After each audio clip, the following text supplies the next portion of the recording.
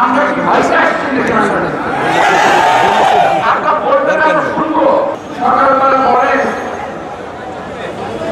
উপদেষ্টা সাহেব একটা চুক্তি হয়েছে কোথায় মানবিক করিডোর যাওয়ার জন্য চুক্তি করতে চান, কিন্তু 7টি শর্ত বলা যাবে না।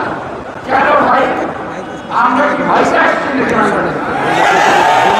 আমরা বলবেন আমরা শুনবো। এটা হবে না। বাংলাদেশে এক সময় রক্তগঙ্গা বইবে এমন ব্যবস্থা তৈরি করবেন যেটা বাংলাদেশের লোক সহ্য করবে না। এটা কার রাজত্বে আমরা বসবাস করি না, আগেও বলেছি আজকেও বলছি।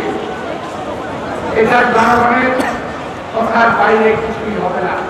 আমরা দেখেছি এই মানবিক করিডোর দিতে গিয়ে পৃথিবীর বহু দেশ ধ্বংসের মুখোমুখি, এখনো সেখানে যুদ্ধ চলছে।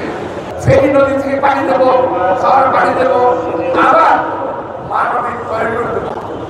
আমাদের কোনো প্রয়োজন নাই যেই করিডোরে বাংলাদেশের কোনো উপকার হবে না, শুধুমাত্র ক্ষতি হবে এমন কোন করিডোর আমাদের প্রয়োজন আছে বলে আমরা মনে করি না।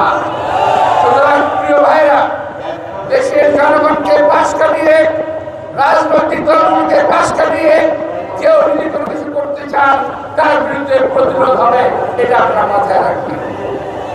প্রিয় ভাইরা, আজকে আমি আমার সকল